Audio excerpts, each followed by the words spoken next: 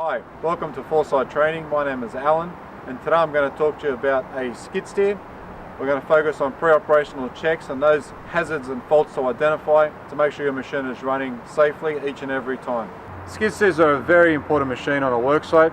They're a very common machine. We'll use them to load trucks, we'll use them to move materials, we'll use them to spread and level. With the right attachment we can use them to excavate. With the right attachment we can use them to sweep the ground. With the right attachment we can use them to grind concrete. There are generally two types of skid steers you'll find. There's a wheeled skid steer like what you see here, hence we have the pneumatic wheels on it. And then there's one for multi-terrain, poor ground conditions. We usually call that a posi-track, and that posi-track skid steer will have, instead of the pneumatic wheels, will have a track on the side of the machine to drive the machine. Skid steers are a very fast, very powerful, versatile machine on site. There's a few safety features I'd like to show you first, just so you can get an idea of the risk associated.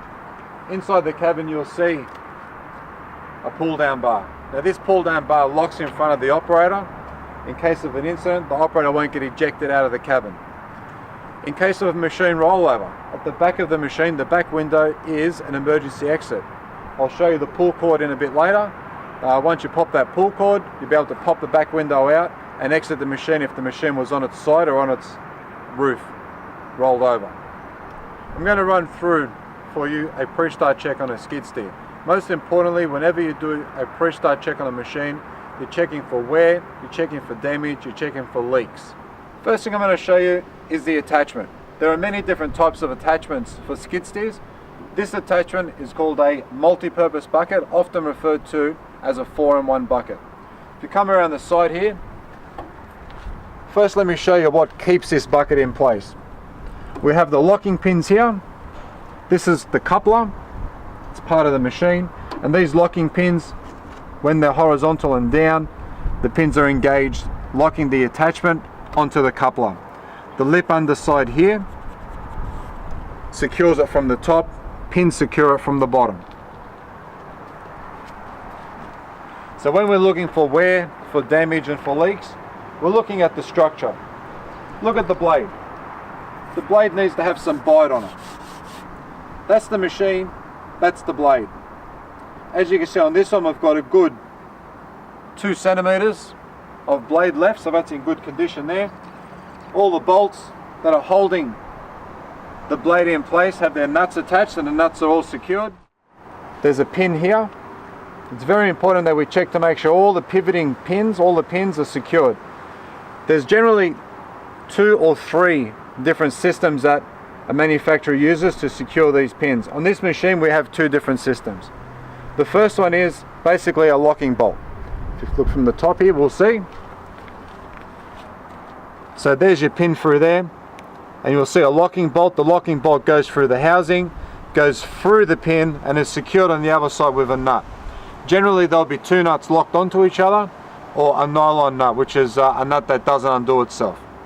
It's important that every pivot point has the pin secured to the machine. So this one looks fine on this one. This one down the bottom here is fine as well. We check for any leaks along the cylinder. One of the most common places for a leak is in this, what they call the wiper seal, which is just through there. If we start getting any leaking through there, then we would need to get this cylinder serviced and repaired. So a multi-purpose bucket or a 4-in-1 bucket requires hydraulics to run it. On this machine the hydraulics are fed from here. They run through a guide, through here and into the machine. We're checking for any damage, any wear, any leaks. Common place for leaks is here, get leaked from the fitting, and a common place for leaks is down the bottom around these joints on the inside here. From the side of the machine we can identify and inspect a few important components of the machine. The first one I'm going to show you is what we call the ROPS. ROPS stands for Rollover Protective Structure. This is what's going to save you in case you roll over a machine. This cage will not collapse and crush you. What do we check for? We've got some welds. We've got handles. We check for any damage, any buckling, any cracks. Make sure it's secured. Make sure it's bolted into place correctly. Anything that looks damaged, you should get it checked out, because this is a vital piece of equipment to keep you safe. Next, we've got what we call the lift arm. The lift arm has the cylinder here, the main cylinder here, to raise and to lower it. What do we check on the lift arm? Well, we check to make sure it's straight, make sure it's not bent, make sure that there's no paint flaking here. Often a sign of excess wear and stress on a machine is paint flaking at the welding joints. So we check the joints for damage, any flaking paint. We check the cylinder. Cylinder's the same as the other one. This one is going to be in a closed position because the bucket is down, but we can check the wiper seal, we can check the fittings, check the solid lines, check the hoses through the side here to make sure that there's no leaks, no cracks, no damage. Got across the top here as well. Everything looks in order there. Let's look at the tyres. Tyre pressure is very important on these machines. The tyre pressure needs to be consistent across all 4 tyres for balance and stability. Now, depending on the site conditions and the manufacturer specifications, you may hover somewhere between 40 and 50 psi. Check with your supervisor, check with the manufacturer to confirm. In regards to the condition of the tyre, well, it's just like your tyre on your car. You check to make sure your sidewalls are in good condition. You check to make sure your tread's in good condition. You check to make sure there's no damage, there's no nails, there's no bolts sticking out of it. You check to make sure your nuts are all secured. So what we have here, guys, is a different type of system that will hold the pivoting pin in position. What we have is a keeper plate. The keeper plate has a weld to the pin. So the pin is welded to the keeper plate, and what's holding the keeper plate in is this keeper bolt. So you may find, if you look on this one, you may find a little bit of movement like that. That's because that pin is not under any pressure, but the bolt is secured. If that bolt was loose, it would come out, which means that pin will slowly wiggle out and cause serious damage to your machine. Second method that we use. So at this point in time, we should have our gloves, safety glasses on, because we're going to access the engine bay. To access the engine bay, we've got an opening here and a handle here. When pulling the handle, you pull the handle this way to unlock it. When you open the back door, secure the back door open. Reason being, if the wind blows this door closed and you're stuck inside it, you're going to get pinched in that point and you'll get crushed. We need to open this one up here. We have a locking mechanism on the inside.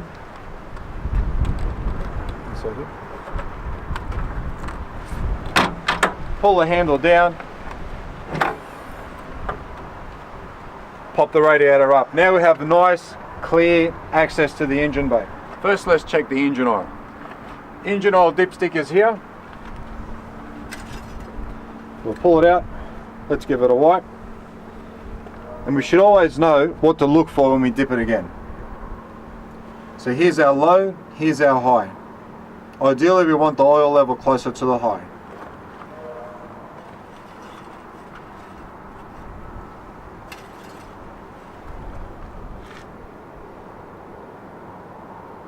So it's sitting halfway.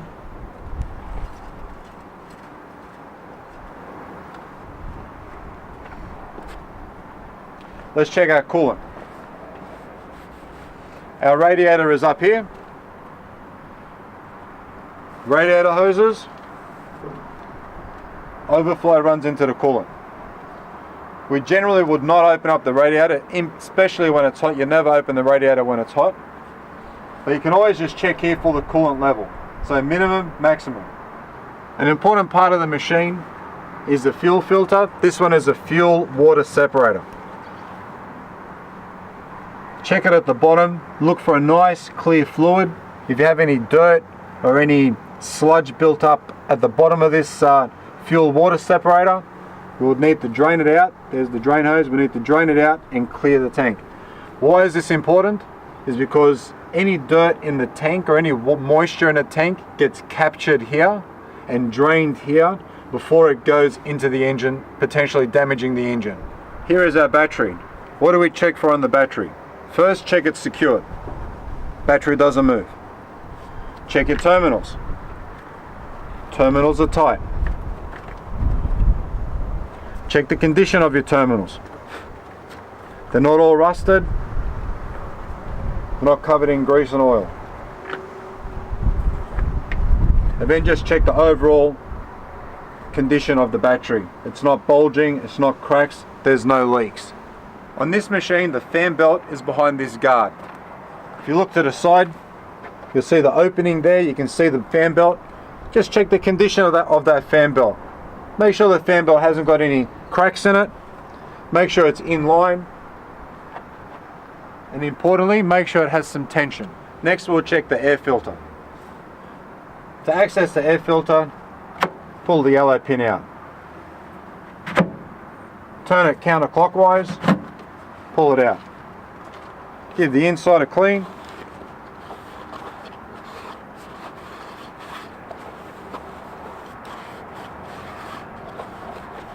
Put it to the side.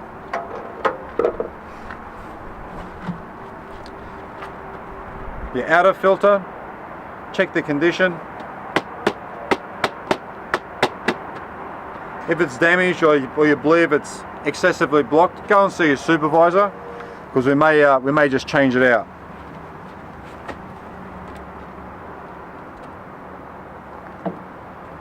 Inner filter is the same. Check the condition. Make sure it's not damaged, not cracked, hasn't got excess holes in it. And then clean out the inside of your airbox.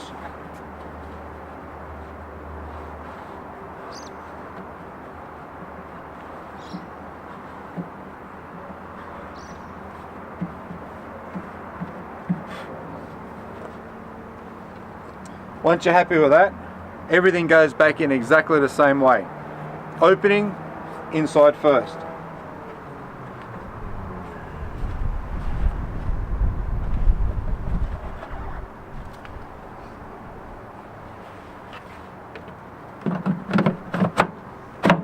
Don't forget to lock it. Whilst doing your pre-start in the engine bay, don't forget to check all your solid lines. Make sure you haven't got any leaks, any cracks, any splits in your hoses.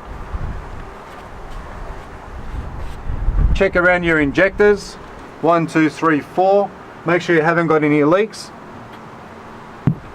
And just check for anything that may potentially be damaged or worn. Check our electrical connections, all tight, secured and watertight. When you're ready to drop your radiator, it's really important you remember to push that lever to the left and then lower till it locks in place. Let's undo this cage and have a look at the radiator.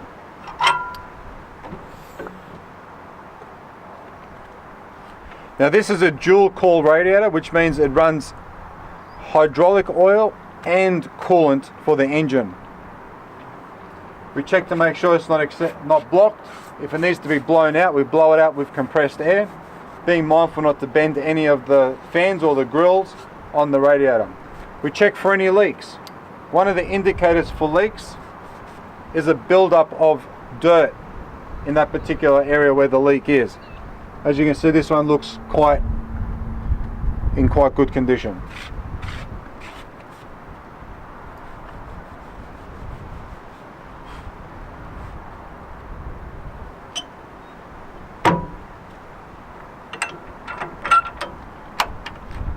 From this side of the machine, we can check our fuel diesel filler point. Remember, these machines are a diesel engine. Never put unleaded petrol into a diesel engine. You will destroy the engine. Diesel engine. Another important thing to identify is on this section is our hydraulic filler point. If the hydraulic oil is low, this is where we fill it. How do we know if the hydraulic oil is low? We have a sight glass right here. Really important thing to know with the sight glass is that the backing of the sight glass is a pure white color. As you can see where the word max is, you can see the white behind it. The color is the actual oil level. If that oil level was completely low, you would see nothing but white. If that oil level was completely full, you would see nothing but the color of the oil. For your pre-start checklist, you need to identify the compliance number for the machine. On the Caterpillar skid steer, you'll find it located here, which is on the left-hand side, inside of the lift arm. Caterpillar uses the last 8 digits for a compliance number or serial number. PWK02223. That's what you need to write on your pre-start. Also on your pre-start, you'll need to identify the machine's current hours. On the Caterpillar skid steer, you'll find that right here. Whenever entering and exiting a machine, always remember 3 points of contact. 2 feet, 1 hand. 2 hand, 1 foot. On this machine, we've got a step here and we've got a step here. We're going to turn ourselves on this position and step back into the machine.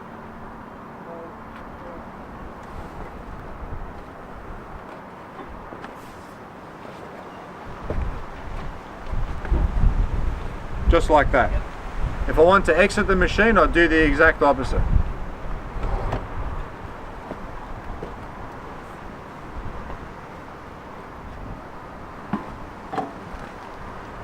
Just like that. Try to make the habit. Whenever you get into the machine, put your seatbelt on straight away. Adjust your seat, forward, back, and then you have a height adjustment here based on your weight. Now we'll lower the pull down bar and check our lights. Ignition is on, light switches are on, and you can see the reflection of the light in your hand confirms the lights are working.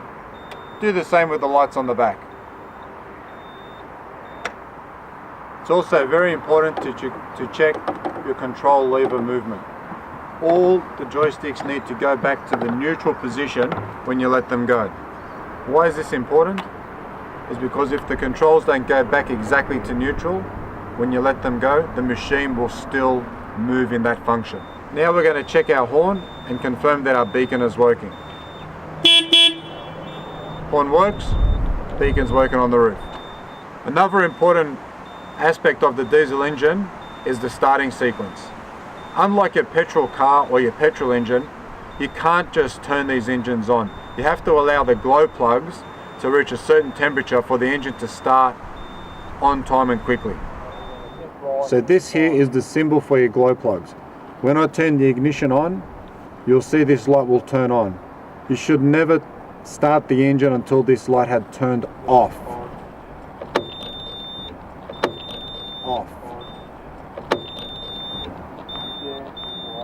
Don't forget to release your park brake to get your hydraulic functions to operate. Confirm there's no one in your immediate area and start your engine.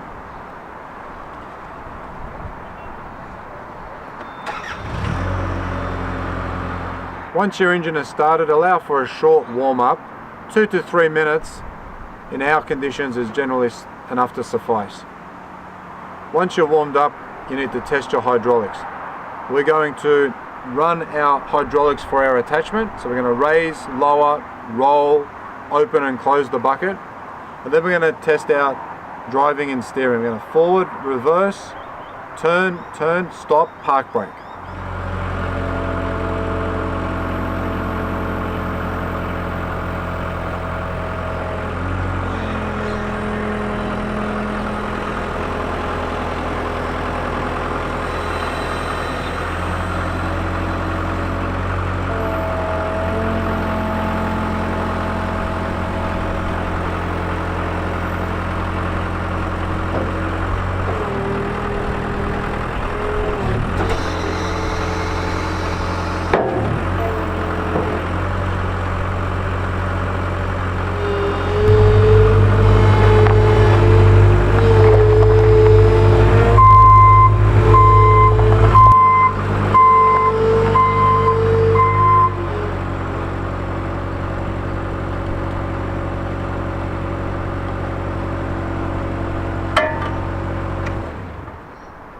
So the emergency exit on a skid steer is this back window.